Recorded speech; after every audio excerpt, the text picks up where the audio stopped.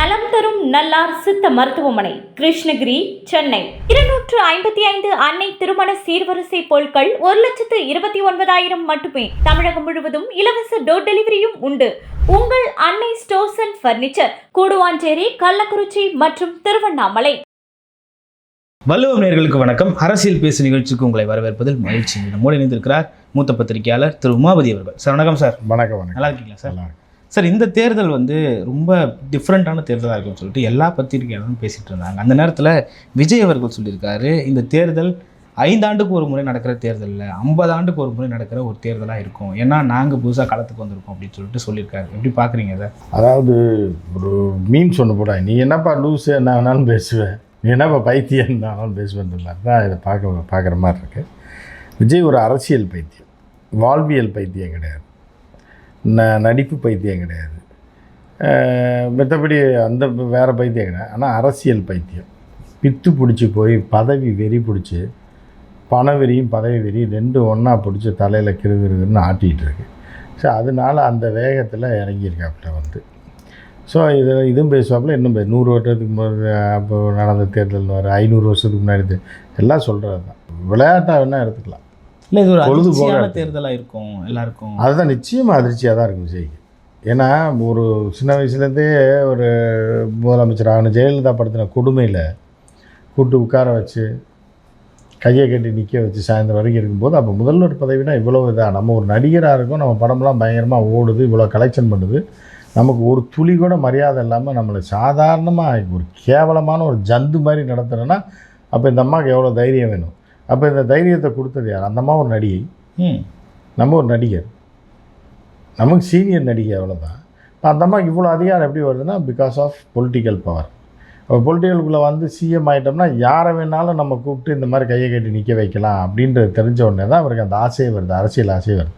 நம்மளும் ஒரு நாளைக்கு இந்த இடத்துல உட்கார வச்சு இந்த அம்மாவை கூப்பிட்டு ரிசப்ஷனில் நிற்க வைக்கணும் அப்படின்னு தான் அரசியலுக்கே வரணும்னு நினைக்கிறாப்பு. ஆனால் அந்த அம்மா இருக்கிற வரைக்கும் சவட்டடியாக போட்டு அடிச்சுது, புரட்டி மிதிக்கிற மாதிரி மிதிக்குது, செய்வியான்றப்ப. அப்போ வந்து அந்த அம்மா இருக்க வரைக்கும் நம்ம வாழ முடியாதுன்றப்ப, கடைசியாக அந்த அம்மா இறந்ததுக்கப்புறம் இன்னும் போட்டு நம்மளை அடித்து நாசப்படுத்திடும், முட்டி போட்டு கொண்டு போய் தோட்டத்தில் நிற்க விட்டுரும். அதனால் இப்போதைக்கு வேணான்னு சொல்லி அந்த அம்மா இறந்ததுக்கப்புறம் தான் திருப்பி வீட்டுக்குள்ளே வந்து எந்திரிச்சு வர்றாப்புல. அப்போ என்ன பார்க்குறாருன்னா, அப்புறம் ஸ்டாலின் வந்து அவ்வளோ பவர்ஃபுல்லாக பண்ண மாட்டார், ஒன்றும் நம்மளை ஒத்துக்கி உள்ளே வைக்க மாட்டார் அப்படின்ற நம்பிக்கையில் கொஞ்சம் கொஞ்சமாக சீட்டை இறங்கி பார்க்குறாப்புல. ஸ்டாலின் அமைதியாக இருக்கார், எதையும் கண்டுக்கிறாமல் விட்டோன்னே ஏறி அடிக்க ஆரம்பிச்சிட்டாங்க. இதுதான் நடந்தது தவிர இதுக்காக தான் வந்திருக்காரு தவிர வேறு எப்படி மொத்தம். சார், ஜெயலலிதாவை ரிவெஞ்ச் எடுக்க தான் விஜய் வந்தார். ஜெயலலிதாவை ரிவெஞ்ச் எடுக்க, அதாவது for the people by the people அப்படின்னா அந்த மாதிரி, because of Jayalalithaa, okay, for Jayalalithaa, இதுதான் வந்து இவரோட அரசியலுக்கு வந்தது.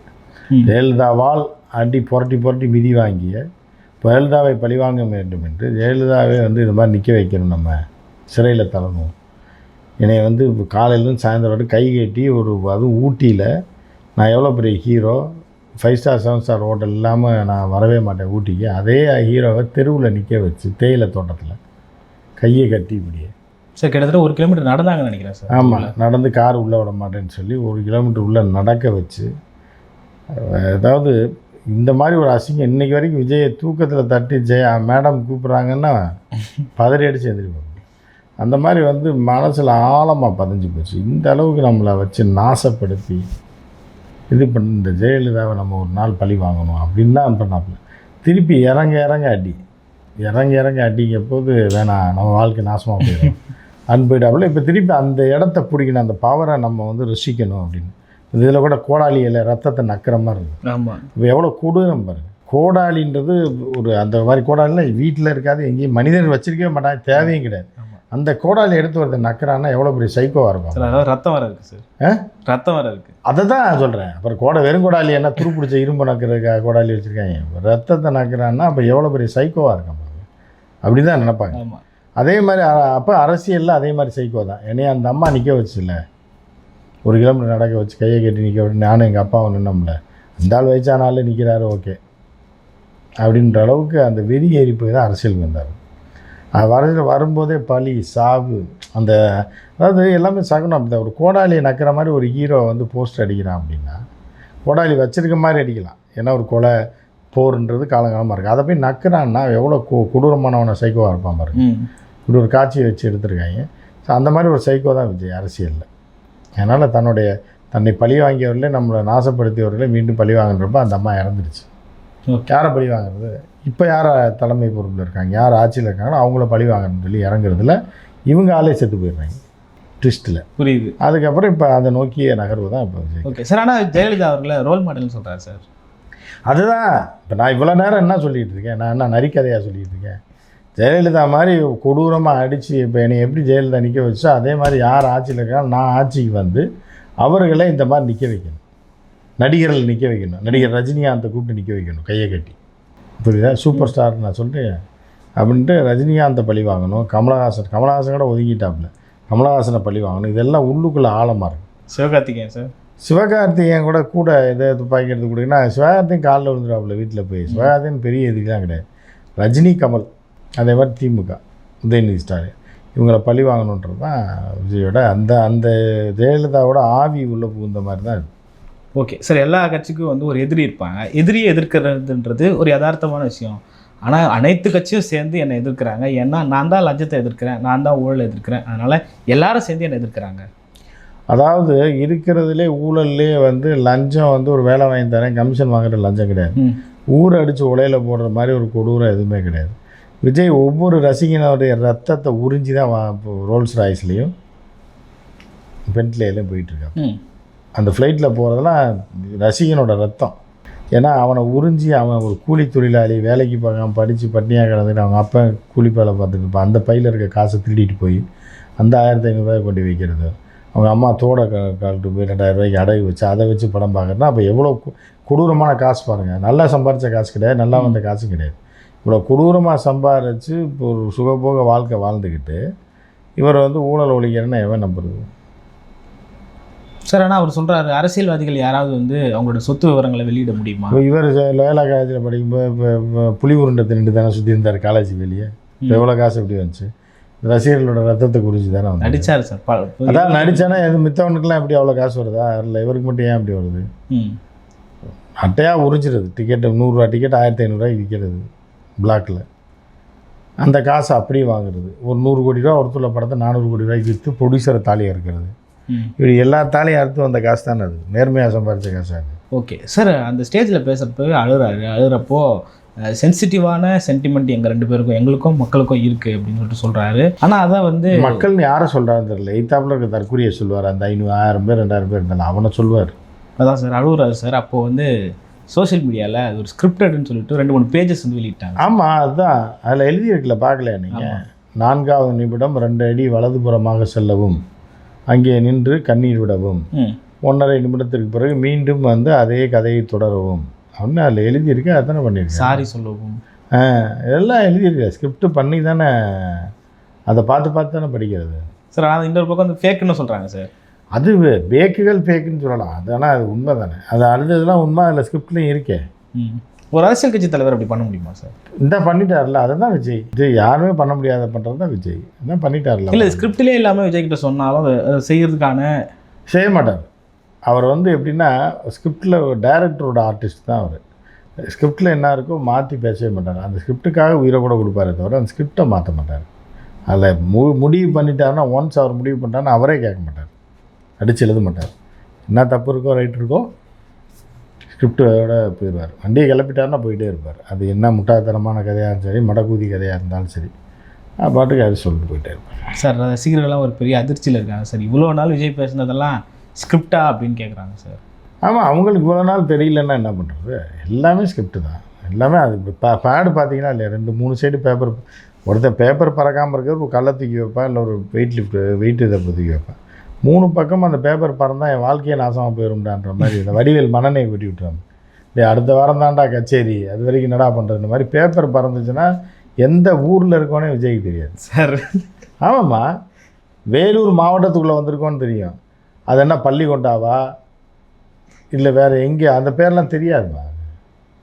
வேலூர் மாவட்டம் வந்து அப்படின்னு வாப்பில் அதனால் அந்த பேப்பர் தான் முக்கியம். விஜயோட உயிரே அந்த பேப்பரில் தான் இருக்குது. புரியுதா? விஜயோட உயிர் மட்டும் இல்லை, தாவேக்காவோட உயிரே, அந்த கட்சியோட உயிரே அந்த பேப்பரில் தான் இருக்குது. அந்த பேப்பரில் இந்த பேடு 3 கிளிப்பு போட்டிருப்பாங்க. அதுதான் ஒரு கிளிப்பு போட்டால் கூட தட்டி விட்டு விழுந்து பறந்துருச்சுன்னு வைங்க, அசிங்கமாயிடும், விரட்டி பிடிச்சி எடுக்க முடியாது.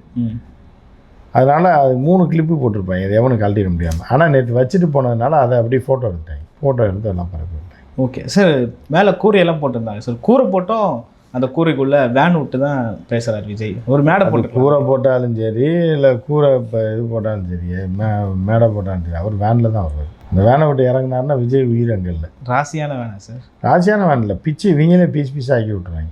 ஓகே, எல்லாம் மடக்கு ஊதிகளோட ரெடியாக இருக்கான் விஜயை மடக்கிறது. பிச்சுவாங்க. இப்போ கண்ணாடி இருக்கும்போதே மேலே ஏறி முத்தம் கொடுக்குறான், இது பண்ணுறான்னா விஜய் கிடச்சா என்ன ஆகும்? பிச்சு சட்டை கிட்டெல்லாம் கிழிச்சு வடிவேல் படம் மாதிரி ஆக்கிட்டு 2,000 ஓட விஜயண்ணான்னு சொல்லி பீஸாக ஆக்கிடுவாங்க. விஜய் ரொம்ப ஆபத்து தான். அது பிள்ளைங்க அதை விட இருக்குது. ஓகே, விஜய் சொல்கிறார் சார், எனக்கு வந்து ஒரு புதிய நண்பர் கிடச்சிருக்காரு. அதாவது முதல்வர் ஸ்டாலின் அவர்கள் வந்து என்னை நண்பர்னு சொல்லிட்டாரு. ஒரு பத்திரிக்கையாளர் கேட்ட கேள்விக்கு எனக்கு யாரும் எதிரி இல்லாத நண்பர்னு சொல்லிட்டாரு. நண்பர் மேலேயே பழி போடுறீங்களா சார்? கொஞ்சம் கூட உங்களுக்கு மனசாச்சு? நண்பர் கொலைகாரனாக இருந்தாலும் நல்ல நண்பர் காட்டி தானே கொடுக்கணும். இப்போ நண்பர் கூட வருவான், 4 கொலையை பண்ணி விட்டான், 10 துடிக்க 10 பேர் தாலியை எடுத்துட்டான்னா அவனை போலீஸில் பிடிச்சி கொடுக்க வேண்டியதான் ஒரு நல்ல நண்பனுடைய கடமையை. அதுக்காக நண்பன்றதுக்காக கொலைக்காரனையும் அப்படி விட்டுறோம், அப்படி நினச்சிட்டா அவ்வளோ போல. நம்ம ஒரு நண்பன் சொன்னதுனால நம்மளை விட்டுருவாங்கன்னு. ஆனால் கொலைகாரனாக இருந்தால் என்ன தவறு பண்ணாலும் கூட வந்தவன் நண்பனாக இருந்தாலும் சட்டத்துக்கு புறம்பாக நடந்ததுன்னா பிடிச்சி கொடுத்துருவாங்க. இந்த ரஜினி பாட்சா படத்துலேயே பார்த்துருப்பீங்க, பல படங்களில் பார்த்துருப்பீங்க. அண்ணன் இன்ஸ்பெக்டர், தம்பி இன்ஸ்பெக்டராக இருப்பான், அண்ணன் ரவுடியாக இருப்பான். எப்படியா இருந்தால் கடைசியில் இவனே சுட்டு கொண்டுருவான். தங்கப்பதக்க படத்தோட கதையே அதுதான். மகன் வந்து திருடனாக இருப்பான், அப்பா வந்து எஸ்பி. கடைசியில் பாட்டு பாடி அவ்வளோ செல்லமாக தான் வளர்ப்பார். இதுன்னு தெரிஞ்சவொடனே அவங்க அப்பாவே மகனை சுட்டு கொண்டுருவார். ஜெயிலரில் கூட அப்படி தான் சார்? ஜெயிலரில் கூட அப்படி? அப்படியே ஜெயிலர் படம் நான் பார்க்கலைன்றதுனால அப்படி இருக்கும் போல். தங்கப்பதக்க காலத்துலேருந்து அதுதான் போயிட்டுருக்கு. அவன் அதுக்காக இப்போ நண்பன்றா இப்போ முக ஸ்டாலின் அவர்கள் வந்து நண்பன் சொல்கிறாங்க. கொஞ்சம் கூட மனசாட்சி இல்லையான்னு கேட்குறாரு. அதைத்தான் ஒரு திருடன் கொலைக்காரனாக இருந்தால் அவரே சுட்டு கொண்டிருக்கணும், நேரில் கிடச்சா. இல்லை பிடிச்சி போலீஸில் பிடிச்சி கொடுத்துருக்கணும். அவர் சிஎம்மாக இருக்கிறதுனால அதை செய்யாமல் விட்டுருக்காரு. ஓகே, முதல்வர் சொல்கிறாரு இது தமிழ்நாட்டுக்கும் டெல்லிக்குமான தேர்தல் அப்படின்னு சொல்லிட்டு. அப்படிலாம் இல்லை, இது தமிழ்நாட்டுக்கும் லஞ்சத்துக்கு எதிரான ஒரு தேர்தல், தமிழ்நாட்டுக்கும் ஊழலுக்கு எதிரான தேர்தல், தமிழ்நாட்டுக்கும் திமுகவுக்கும் எதிரான தேர்தல், தமிழ்நாட்டுக்கும் ஸ்டாலினுக்கும் எதிரான தேர்தல். இன்னும் சுருக்கமாக சொல்லணும்னா தமிழ்நாட்டுக்கும் விஜய்க்கும் ஸ்டாலினுக்குமான தேர்தல்னு சொல்கிறாங்க சார். அதாவது என்ன அப்படின்னு பார்த்தீங்கன்னா, சில பேர் வந்து என்ன பண்ணுவாங்க, என்ன சொந்தக்காரங்க அந்த காலத்தில் பிடிக்காத பொண்ணு மாப்பிள்ளையை கட்டியம் பண்ணி விட்டு சொந்தத்திலே மாற்றி கொடுத்துருவாங்க. அதனால் என்னென்னா, அந்த ஃபஸ்ட்டு சர்க்கிளில் பெரியப்பா சித்தப்பா யாராவது மறந்து ஏதாவது செத்துட்டாங்கன்னா அந்த கல்யாணத்தை நிறுத்திடுவாங்க. அதுக்காக சில பெருசுகள் என்ன பண்ணுவாங்கன்னா டப்புன்னு சூசைட் பண்ணிடுவாங்க. இந்த கல்யாணத்தை எப்படின்னா நிறுத்தி ஆகணும். அந்த மாதிரி தான் விஜய். வேன் கிளம்பி போயிருக்கு, இது போயிடும் போல், ரீச் ஆயிரும் போலன்னு ஊடால விழுந்துடுறது டயருக்குள்ளே. ஐயோ யாரோ விழுந்துட்டாங்கன்னா அப்போ அந்த பயணம் தடைப்பட்டு போயிடும். அந்த மாதிரி பிஜேபியால் வச்சுருக்க ஒரு மடக்கு ஊதி தான் விஜய். என்ன இளவு கர்மாந்திரம் அரசியல்னால் என்னன்னே தெரியாமல் அந்த வண்டிக்குள்ளே விழுந்துடுவார். அப்புறம் என்ன தடுக்க போலீஸ் வரும், கேஸை போட்டு அப்புறம் எல்லாம் வேறு வண்டி மாற்றி விடுவாங்க, ஸ்பேர் வண்டி. ஸோ அந்த மாதிரி தான் விஜய் வந்து இதை தடுக்கணும். இந்த தேர்தலில் பிஜேபிக்கு சாதகமாக நான் நேரடியாக செயல்படலைன்னா கூட திமுக பிஜேபி அடிக்காமல் இவர் உள்ளே புரிந்து காப்பாற்று. ஓகே, அதுக்கான வேலை தான் அதெல்லாம். சார் இதுக்கும் ஒரு பதில் சொல்கிறார் சார். என் மேலே அவதூறு பரப்புகிறாங்க, என் மேலே அவதூறு பரப்புனா மக்கள் மீதே அவதூறு பரப்புகிற மாதிரி. அதுதான் சொல்கிறேன்ல, மடக்கு ஊதி அப்படின்றது வந்து அவர்களுக்கு கொடுத்த சின்னம் கரெக்டாக கொடுத்துருக்காங்க. ஏன்னா இவர்கள் எப்படின்றது தெரியும், அவர்கள் அப்படி தான் பேசுவாங்க. ஓகே சார், பல்வேறு கருத்துக்களை பகிர்ந்து பண்ணி மற்றும் ஒரு காட்சி. நன்றி சார். நன்றி.